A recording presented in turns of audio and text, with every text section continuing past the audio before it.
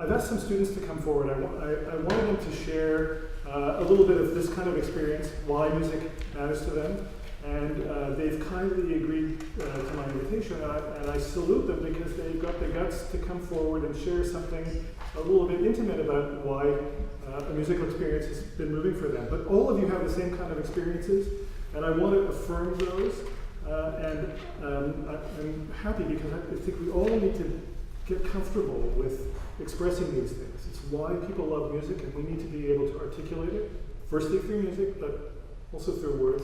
So please come up.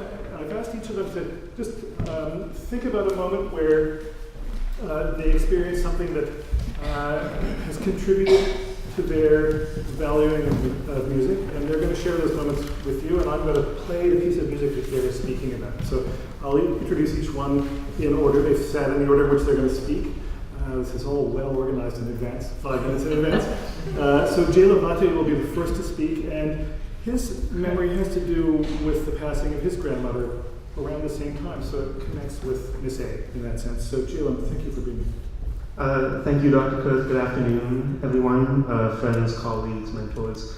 When Dr. Kurth sent out the email looking for student speakers originally, I wasn't going to respond. I asked myself, fourth year undergrad, what words of wisdom do I really have to convey that would be of worth to everyone? But as I reflected, I realized that my greatest lesson very recently came from someone whom I suspect had many parallels to Miss A, my grandmother Sylvain. Whatever institution we hold the most dear, whether it's Jazz at Lincoln Center or the Chicago Symphony Orchestra or the Chan Center or Roy Barnett Recital Hall, she would not have cared because she was truly just a lover of music in any form. I cannot remember a time without her by my side. She lived with my immediate family for about 30 years before I was born. She taught me how to tie my shoes, take me to church, and she even bought me my first drum kit, which was a seemingly smart investment. Much like the rest of her generation, born in 1919, she didn't have much time for formal education. She worked very hard to provide herself a living and later on a living for her family. The concepts we collectively have learned in this room and school might have seemed very useless and foreign to her, but she knew for certain that you didn't need to know about phrase modulation to appreciate music. She was an incessant hummer. The silence did not exist, whether it was 11 o'clock at night or doing dishes or whatever, she would always be humming something. When me and my sister were learning piano, she would sit at the bench with us and had no idea what we were playing, and even when we were making mistakes, she'd just say, "That's lovely, keep going." And later on, when I started to learn drums, she did her best to convince our neighbors that I was going to be the next Buddy Rich and comment on my good beats. She could not distinguish between Mozart and Mahler, but she loved it all. I'm the only member in my recent family to pursue music as a career, and needless to say, as I started here, her and the rest of my family knew less and less of what I was going on about at the dinner table. She sharply declined in April of this year, and for a long time we didn't believe that this was going to be the end. She had bounced back from so much that it was just a matter of time until this one would subside. She was a fiery French Canadian after all, and it was only this time would be okay too. But when we noticed that that was not the case, we started to focus on different aspects of her care, and two moments emerged as a good teaching experience. One was in Richmond Hospital in the palliative care unit. There was an old electric piano, and after about 7 or 8 hours of the day, I started to play old jazz standards from the 30s.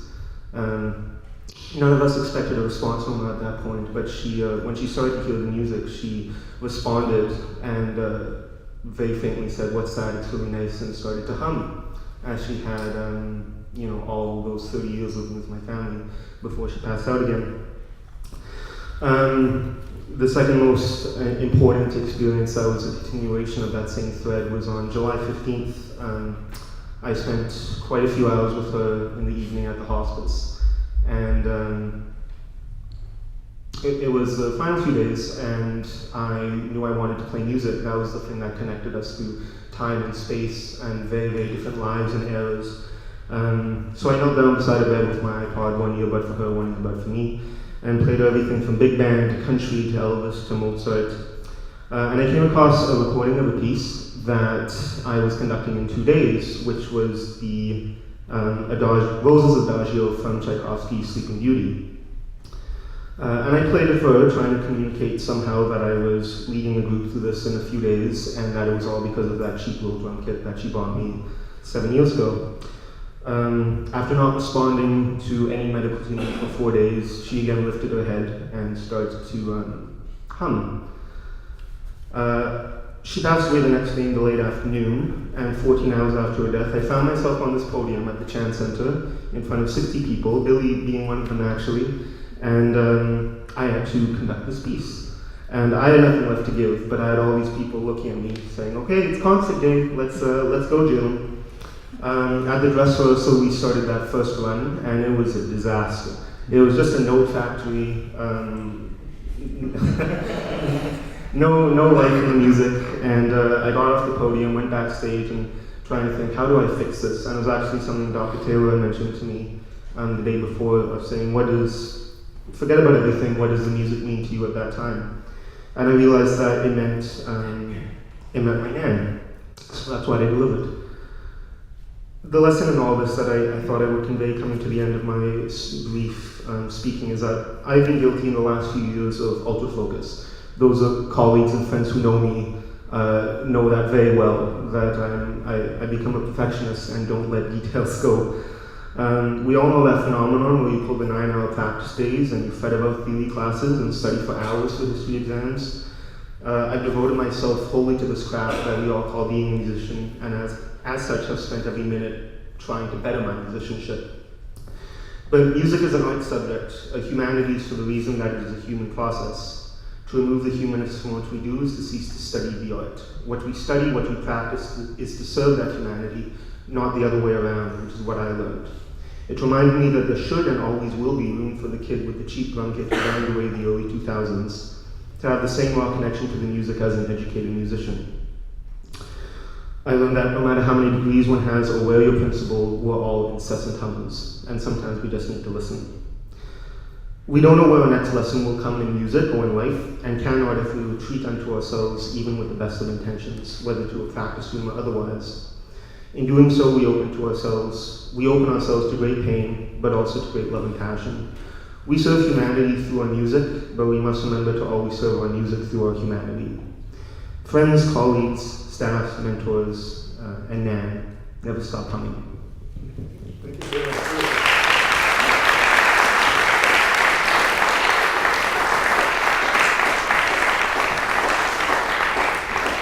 Here's the piece of music that Jaelem was referring to that brought his Nan back into humming land.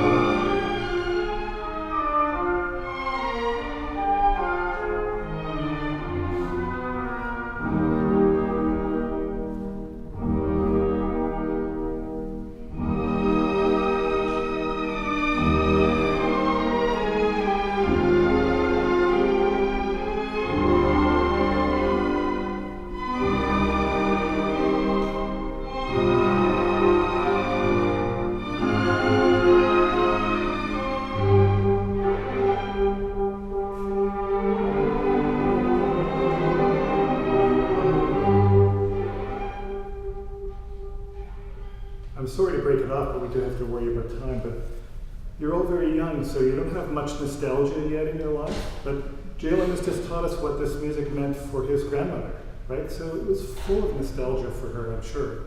And what a wonderful thing. What a thing of beauty. Our next speaker is Marina Gallagher. She's in the doctoral program in musicology. As an undergraduate, she studied music and also medieval culture. So her example comes from medieval Renaissance music.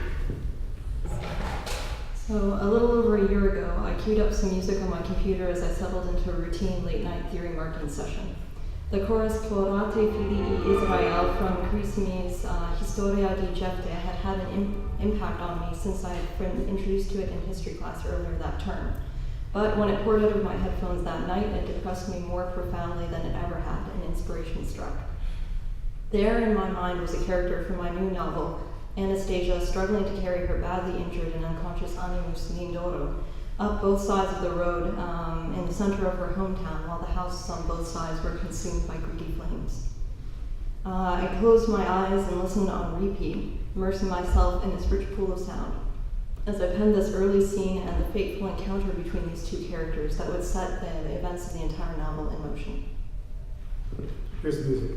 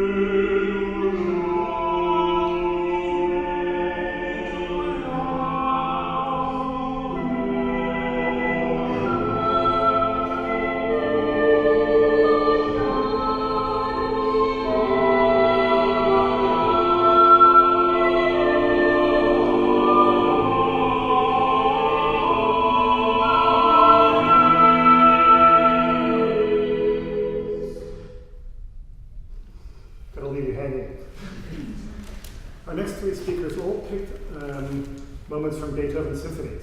Go figure. The Shakespeare of music in a way, and I think that all their excerpts, as you hear, they focus on moments of incredible musical drama. Actually, the drama of the amount, of degree of sound, the character and the amount of sound. It's actually stunning what he did in all these moments and many other places in his symphonies. So the first of these narratives comes from Kristen Cooke, doctoral student in oboe. Kristen. Hi. Okay, so this summer I was very lucky to be a participant in the Orford Music Orchestra, and this is a summer program, summer training program, and they took us on a tour to Korea, South Korea. Billie also was one of the members of the orchestra. And one of our major performances was Beethoven's Fifth Symphony, a piece that I've grown up listening to, probably many of you have, and one which is in the public memory, I think, as one of the most recognizable classical pieces ever written. So I had studied this piece in history class, I had analyzed it in theory class, listened to it, practiced the solos rigorously, and by the time we reached South Korea, the orchestra had been rehearsing and performing the piece for 4 weeks. But I'll admit, despite all of the preparation, every time that I performed the oboe solo in the first movement, my heart was pounding so fast. It's a terrifying moment where the rest of the orchestra just drops out completely, and there's this silence, this heavy silence, and the oboe sustains a high G. And it was terrifying. I couldn't get over this fear. So we got to South Korea, we performed it a couple times, and each time I performed it, I think I played it fine, but my head was in the music, my eyes were on the page. I glanced up at the conductor, and my eyes were right here the whole time. So we got to South Korea, and suddenly, when I was on the big stage halfway around the world, something changed. And I made the decision, I think, to connect with all of the people in that audience. I couldn't speak their language, most of them, but I was going to make them feel something. So this oboe solo, all of these things came together in my head right before we started playing. that this oboe solo is the beginning of the Fifth Symphony's transformation from the terror of the first movement, this fate knocking on the door, to the final triumph of the last movement. And it's this single voice kind of screaming out from the terror, saying, I'm gonna be okay. I'm alone, but I'm going to be okay. So I tore my eyes from the music and I looked around the whole hall and I played that little couple bars completely from memory, and I felt so free. It was awesome. And it's a moment that I don't think I'll ever forget, and something that I hope I will keep taking with me as I progress in my life as a performer. Thanks. So Beethoven, as a composer, puts the performer in the position of the character who is playing that role in the narrative. You have to experience that feeling. It's the moment, and a little bit before it.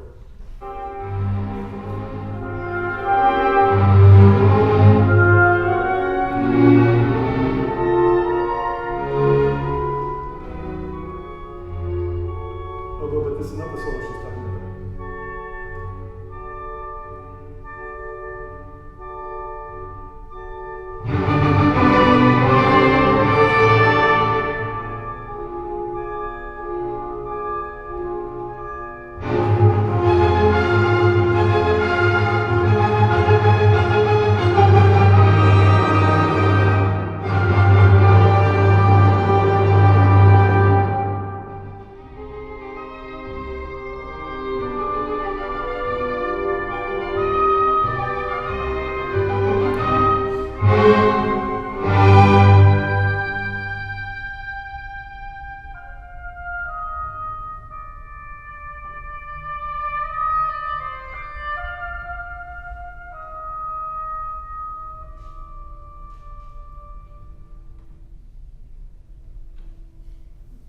Great moment.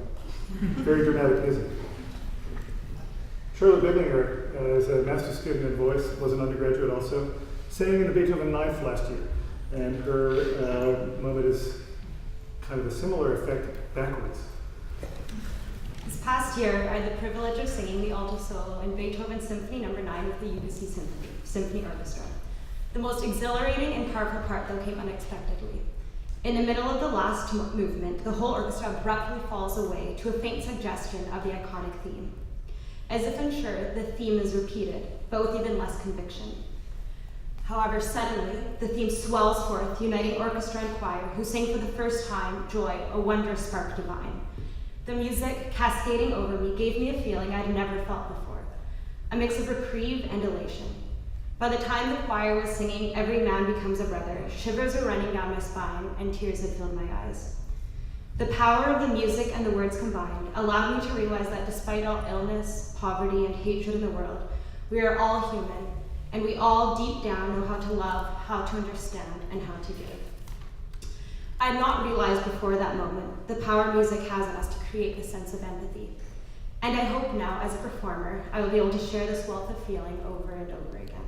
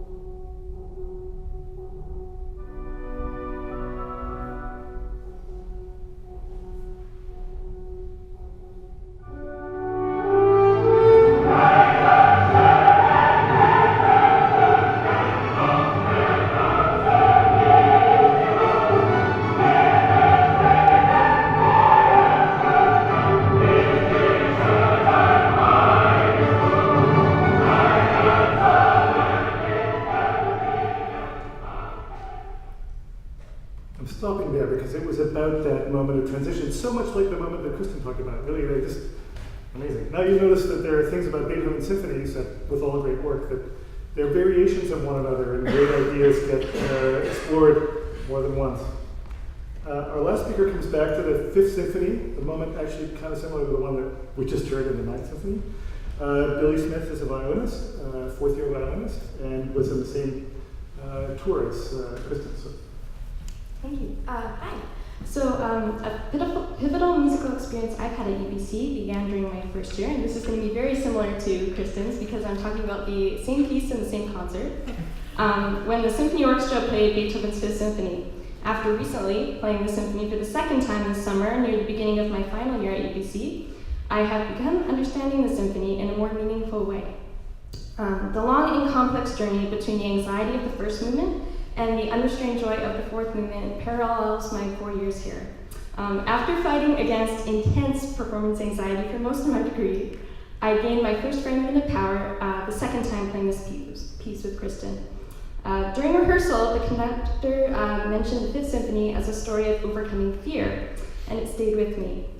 After the last performance, the audience was so appreciative that after numerous standing ovations, the conductor instructed us to play the first movement again as an encore. This was the moment when the concept of the symphony came full circle in my mind. After I made the connection that part of getting to the fourth movement is the freedom and energy that comes with realizing that personal struggles are universal, and the path from fear to joy is a perpetual spiral instead of a linear pursuit. Because of this experience, I've been able to break through my own cliched understanding of Beethoven 5 to find a more profound narrative. I've discovered my personal interpretation of the universal knocks of fate and what they signify, consequently tapping into a source of power greater than myself. Great. So what I'm going to play now is not the beginning, because it was going back to the beginning that gave Billie a sense of, oh, that's the whole symphony that we just lived through. I'm going to play the transition from the end of the third movement into the finale, because that's the sense of triumph that you were discussing.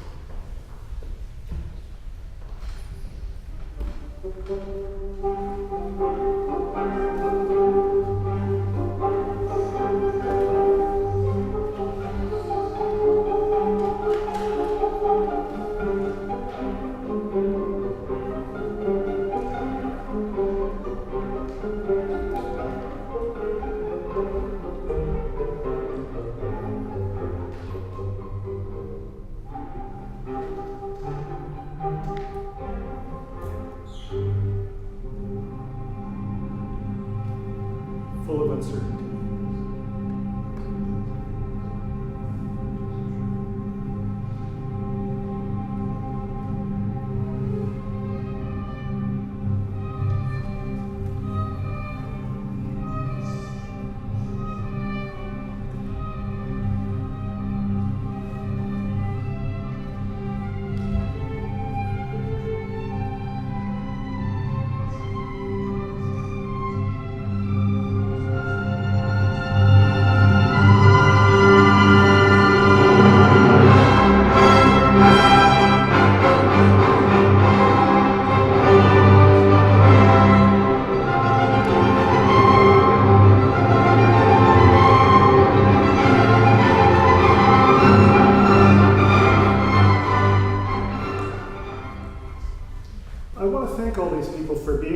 Speaking about these experiences, because they went through exactly that. We all didn't know exactly what we were going to do today, but we came through this moment of doing this together as a kind of uncertainty and a sense of confidence and togetherness emerges from that. That's a wonderful thing. Thank you for being here.